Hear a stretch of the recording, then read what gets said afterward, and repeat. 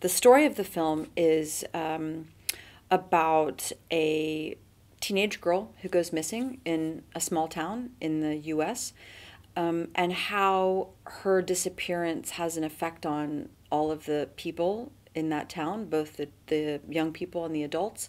You know, that story provides room for themes around consent and coping with trauma and grief, and the idea that coming of age is a lifelong process. I wanted to make a film really about the aftermath, you know, and about the reaction, you know, rather than leading up to it, so that you sort of start the film with this hurdle, you know, you start right with some action and then you just watch the whole thing unravel rather than kind of building up to, you know, the tragic event.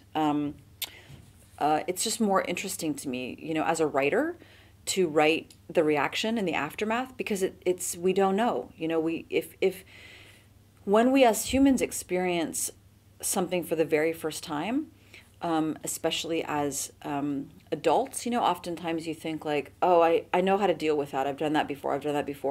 But it's not possible. There's certainly something that you've never dealt with before. And, you know, I think that as a writer, to speculate how someone will react to something that they're experiencing for the very first time can be a really interesting adventure, because we humans are quite weird animals, you know, and actually I think we can be quite unpredictable, you know, and that we can surprise ourselves sometimes with the reactions that we have to something new. So yeah, so the whole unraveling in the aftermath is just a much more challenging and interesting, you know, environment as the writer and the director. So I kind of can't resist putting a kind of humor within this context of tragedy, you know, or darkness, because I feel like that's actually what life is, you know. I mean, it's like you can be having this very emotionally intense moment, but you can't control what else is happening, you know, in that, you know, in that environment. And so you could have these intersections of, you know, one person having a very heavy emotional moment, and then the other person, you know, who's passing them by is in a crazy costume or something like this, you know, and just that you know, the suggestion that actually the intersections of life are totally absurd, and how to kind of build some of that absurdity into each scene. When the girls get the text message at the high school and it says girls just want to have fun, or then towards the end when the girls sing that song, it has maybe some different meanings. You know, it's just, you know, it's a song title. It's, you know, perhaps a statement about girlhood. Girls just want to have fun. But it's also connected to the idea of like a call for help.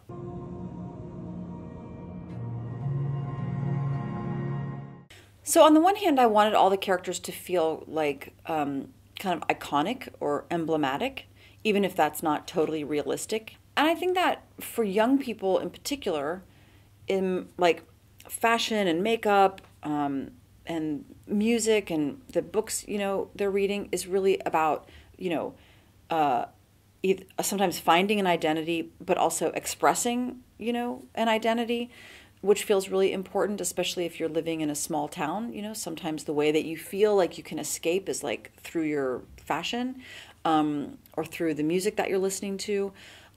So I wanted to express that. I also wanted to make a film where African American guys were really good, because at least in American film culture, you know, I mean, we still are having all of these films about men of color who are, you know, like murderers and drug addicts and in prison. You know, it just actually felt really important that the three most stable males in the film are not necessarily the white guys, you know.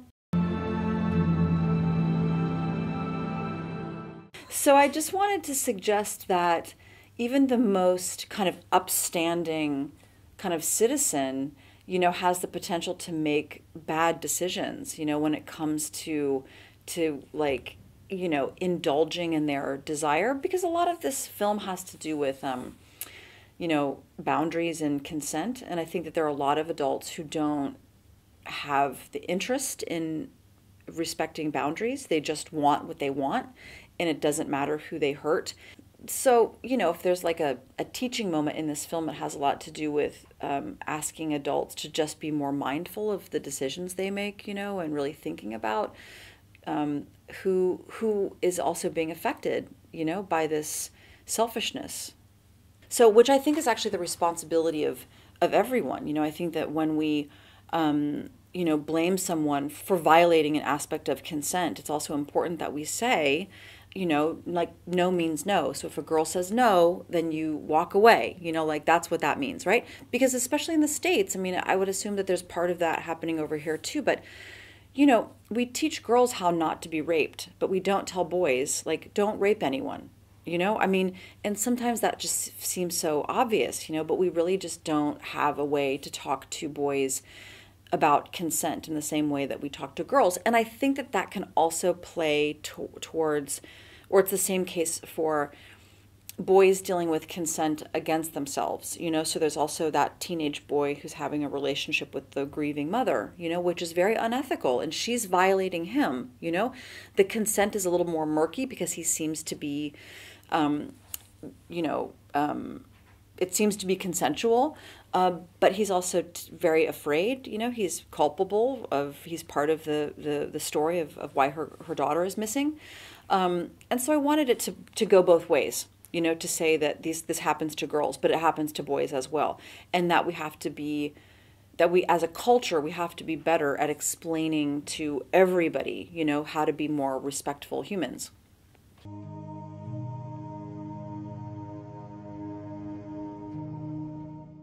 Woo! Yeah, I'll tell you. I mean, you know, and I'm, on one hand, I'm very, very thankful to be here. I would also say that, you know, the press leading up to this festival was really confusing, right? Because there's lots of articles that I'm included in about how, you know, this festival is representing lots of women directors, and there are honoring, you know, lots of women in front of the camera too, female performers. But the opening film was from Woody Allen, you know, who some would argue, you know, made some very, you know, bad decisions when he took up a romantic relationship with ostensibly, you know, his daughter. And certainly, you know, Roman Polanski has a really problematic, you know, history. He's not allowed in the U.S. anymore, you know, or, you know, even the director, Nate Parker, who had a film last night, you know, I mean, his, you know, when his other film, Birth of a Nation, came out, there was, you know, some controversy around a previous sexual assault allegation, you know.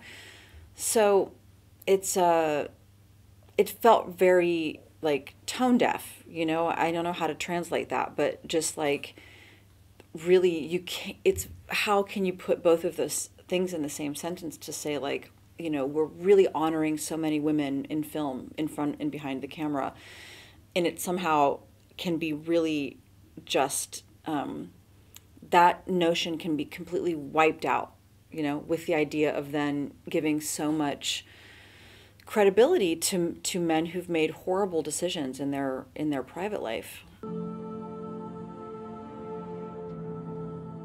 I think some people are, you know, do it quite easily and just dismiss it all. Like, I'm done with them, you know. I felt that way about Bertolucci, you know, after all of this came out about The Last Tango in Paris, which we all sort of suspected seeing that scene. And so when he passed away, for instance, I put something on social media that was like, you know, the witch is dead. And oh gosh, you know, like, so many of my cinephile friends, you know, said, how can you feel this way? You know, how can you possibly feel this way? He was such a brilliant filmmaker. He contributed so much to cinema, you know. But for me, the story around that film just was harrowing and heartbreaking, and I was able just to say, I'm done with him, you know? Perhaps it's not, yeah, so for some people it's not, you know, you know, it's harder to do. And I think right now there's a lot of, we live in a kind of like a calling out culture, you know, where like you have a rumor that someone did something wrong, and then, you know, all of a sudden it's like we can dismiss them immediately, and then it comes out that maybe that's not how it happened. And, you know, I know that the truth is often really elusive, or it's complicated. It can be really complicated.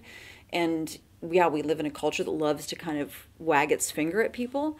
And some of that can be very detrimental to people's, you know, careers. And then later it comes out like, oh, that wasn't actually the case. And then they have to, you know, kind of build themselves back up again. It's complicated. It's complicated, but I more and more have to just dismiss myself, or no, more and more I have to really just take a stand and say, I cannot separate, you know, the person from their art. There's many other filmmakers that, you know, I can support. And, you know, Roman Polanski also just won an award in Venice, you know, and I think that there's very interesting conversations around how to separate the person from their work, you know, for instance. Some days I can do that, you know, some days, you know, I can really think about how Chinatown is a really brilliant film. And then sometimes I can't. Sometimes it just infuriates me, you know, to separate those two. And so I think we need to do better, really. You know, I think that we need to do better, to sort of understand that that those two things can really cancel each other out in a way that's really troubling.